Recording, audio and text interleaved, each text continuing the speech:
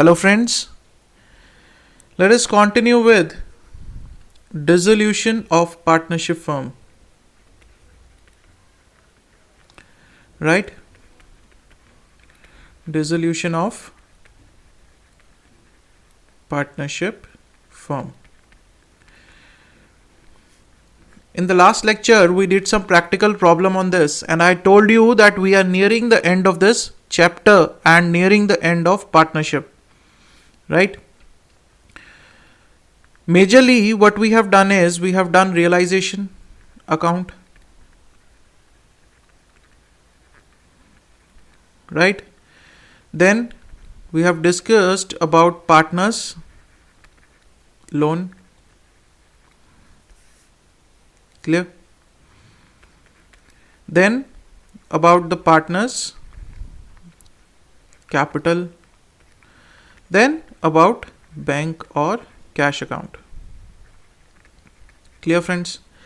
This is all what we have discussed in this chapter, and I told you that the whole chapter revolves around these four things.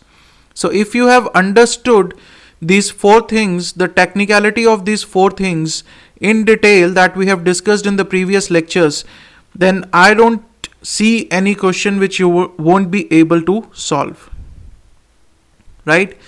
Now what we are left with is we are left with just two small topics that we are going to cover. One topic in this lecture and one small topic in the next lecture we are going to cover, and then finish it off with partnership.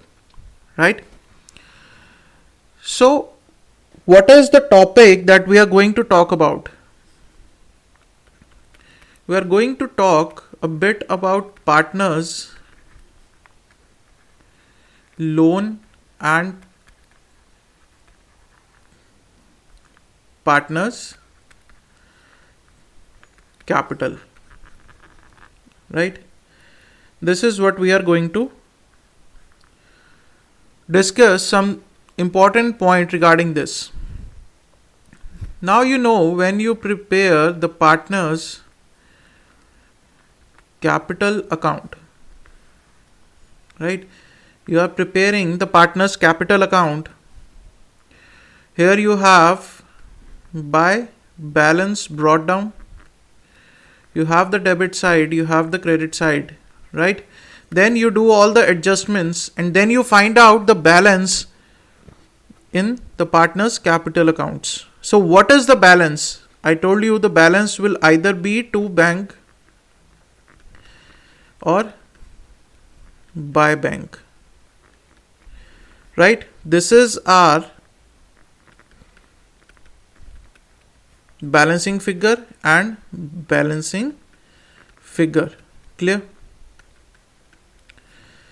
This is what we have discussed about the partners capital accounts. We have the balance brought down, then we do all the adjustments regarding realization, regarding reserves and everything. Right? Then what is the balance? Here we don't write balance carried down. Why? Because we are closing down the business and we are not going to take that balance forward. So what will be the balancing figure? Balancing figure will be either to bank or by bank. Then I told you, what does this reflect? To bank and by bank. This reflects the payment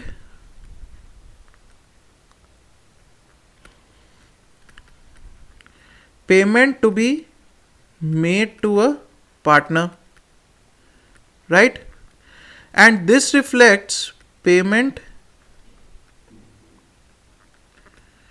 to be brought in by partner. I won't say payment, I'll say amount. Clear this much? This we have already discussed in the previous lectures, that if the partner's capital has a credit balance, that means credit side is more than the debit side, then we say to bank, right? And this reflects the amount that is to be paid to the partner. Clear? And if the debit side is more than credit side, if we have a debit balance in the partner's capital accounts, that reflects the amount that is to be brought in by partner. This much clear, friends? This we have already discussed, right? And then we have discussed about partner's loan. This is the loan that is advanced by a partner to firm. This is loan advanced by partner to firm. And we have discussed, as per section 48, that the partner's loan will be paid first. Not first, partner's loan will be paid before the payment of capital to the partners. Right? Remember section 48, where we are given the order in which the liabilities are to be settled from the amount realized from sale of assets. That order says first pay the outside liabilities. First right is of the outsiders. First pay the outsiders, then think of insiders. Right? When you have paid the outsiders, then in case of insiders, first pay the partner's loan. Then pay the partner's capital. Then if there is something left with you, this will be distributed among partners in their profit sharing ratio. Clear? This is what we discussed in section 48 of Indian Partnership Act 1932. This is very important to remember, friends, right? Remember section 48, remember the order in which the liabilities are to be settled from the amount that is realized from the sale of asset. Clear? Now, when we pay this loan, what is the journal entry? We discussed. We say partners loan account debit to bank account. This is what we discussed. Clear? Clear, friends? Now you will say, sir, this much we all know, right? This is what we have studied so far regarding the partner's capital and the partner's loan. So what is new about it? Now, let's take an example.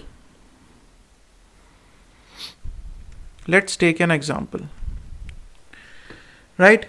There is a partner X. Right? Loan from X is 50,000. Right? And credit balance of X capital is 25,000. What it means? The firm has taken a loan from X, that is 50,000. This means firm has to pay X rupees 50,000, isn't it? When you close the business, you will settle the loan of partner, right?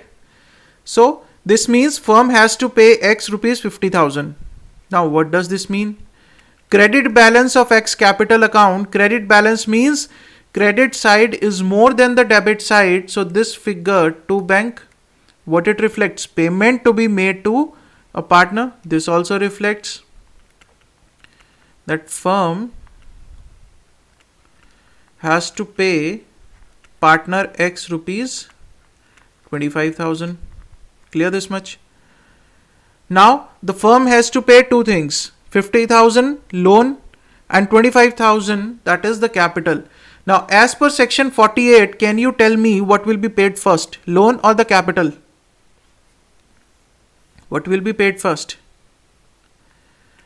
I can say that as per section 48, loan of X will be paid, right, before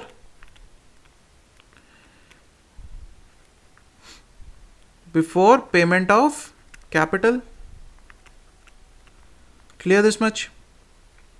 Sir, this we all know. So what is new? So you people are still waiting for what is new in this topic. Now let's come to the new part. This much we all had studied, right? Now let's take the second example. See, in this example, I will say this is case 1. Okay. Now let's take second case. Loan from X 50,000. Debit balance in X capital account 40,000. Now what does this mean? This loan from X means firm has to pay X rupees 50,000. Now what does this debit balance mean? Debit balance in X capital account. When is the debit balance? When debit side is more than the credit side. Clear? If debit side is more than the credit side, we call it as a debit balance. Then what is the balance? This by bank. What does this reflect? Amount to be brought in by partner. This reflects the amount to be brought in by X 40,000. Now, can you draw some conclusion from this? Firm has to pay X 50,000. X has to pay firm 40,000. What should they do? If you are in place of X or you are in place of firm, what will you do? You have to pay someone 50,000 and the other person has to pay you 40,000. Can you set off that money? You can tell that person that I have to pay you 50,000, you have to pay me 40,000, so I will pay you the remaining 10,000 only. Right? What is the fun that you will first pay him 50,000, then he will pay you 40,000 back? Right? Instead of that, you can set off this money and just pay him the balance 10,000. This is what is the case here. Firm has to pay X 50,000, X has to pay firm 40,000. In simple words, I can say firm to pay X 50,000, X to pay firm 40,000. Now what is the fun that firm will first withdraw 40,000 and pay to X. X will withdraw firm will withdraw 50,000 and pay to X. Then X will withdraw 40,000 and pay to firm. Instead, what they can do is they can set off. The firm will say, I have to pay you 50,000 and I have to recover from you 40,000. Right? So what is the balance amount? Balance amount is 10,000. Let me pay you. So what will be the journal entry? X loan will be transferred to capital account. X loan account debit 50,000. This 50,000 I will adjust some amount from capital account, from the debit balance of X capital, and the remaining will be paid against loan. So this is the new part, that if you have the debit balance in a partner's capital account, right, and if you have the partner's loan, you can set off that money. Clear, friends? Is this point clear to you?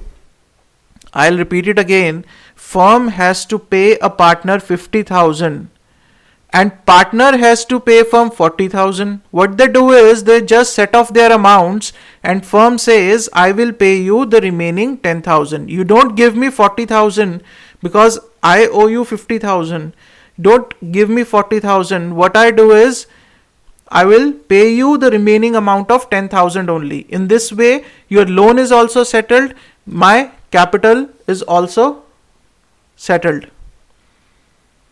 Right? I don't pay you 50,000. You don't pay me 40,000. I will just pay you the balance 10,000. Is this clear, friends?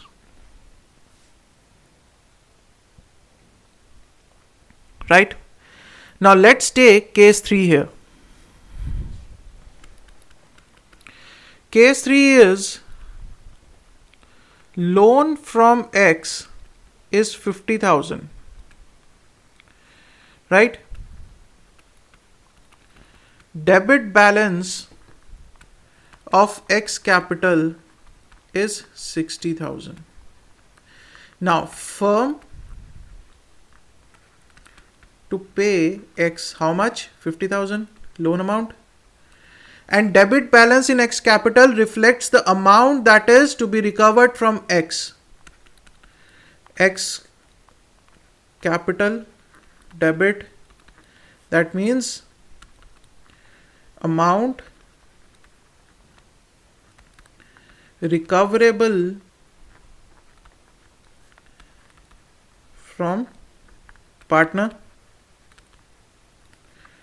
that is 60,000. Now firm has to pay 50,000 but firm has to recover 60,000. Can you set off this? You say that I have to pay you 50,000, right? And you have to pay me 60,000. We set off this amount and you pay just the balance amount of 10,000 to me. Consider yourself. You took a loan from your friend, right? You have to pay 50,000 to your friend. Your friend is liable to pay you 60,000. What will you say? First I will pay you 50,000, then you pay me 60,000. Is this logical? No. You will just tell him that I owe you 50,000, you owe me 60,000. Just pay me the balance 10,000 and our loans will be cleared. So what will be the journal entry in this case? It will be X loan. Loan account is settled against the capital account basically, right? Bank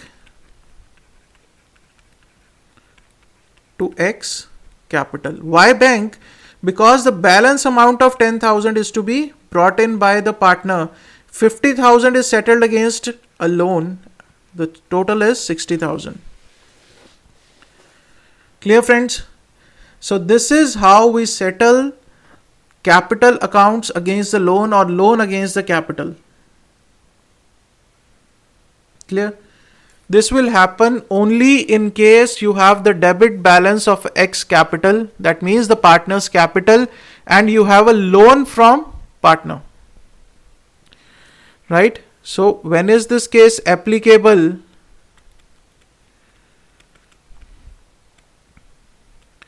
This provision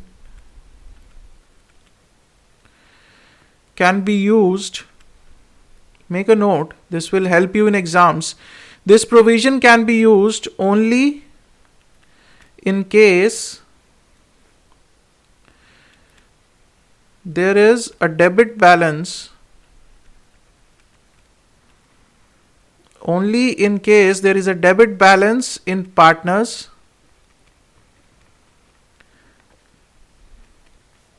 capital account and there exists a loan given by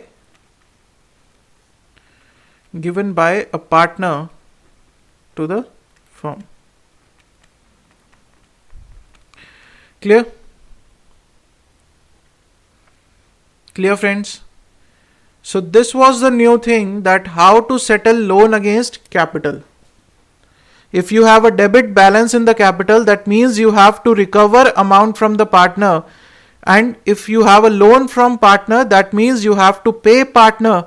So you can set off these two things. Certain amount you have to pay someone, certain amount you have to take from that other person. You set off the amounts. Clear this much? Clear, friends? So this was one new thing. Now while preparing the X capital and the bank account, do consider these transactions. First prepare the X capital in a normal way and find out if there is a debit balance or the credit balance. If you have a debit balance, then check for the loan. whether you have the loan or not. If you have the loan, then transfer the loan to the capital, and whatever the remaining you have to adjust through bank, whether you have to pay or whether you have to bring, do the adjustment accordingly. Now I have told you the journal entries, you can do the adjustment in the partners accounts, right? So this point is important when you have the debit balance in the partners capital accounts. So first of all, prepare the partners capital in a normal way and find out the balancing figure, right? Then try applying these provisions and you will get your answer. I hope this topic is clear to you, right? So if you have any problems regarding this or any topic, just send me an email at ksjteaching@gmail.com. Clear? So in the next lecture, we are just left with one small topic, that is memorandum balance sheet, right? This is one last topic of partnership, last topic of dissolution, and with this we will be ending our discussion on partnership. Clear? Clear, friends? So that's all for this lecture. Thank you so much.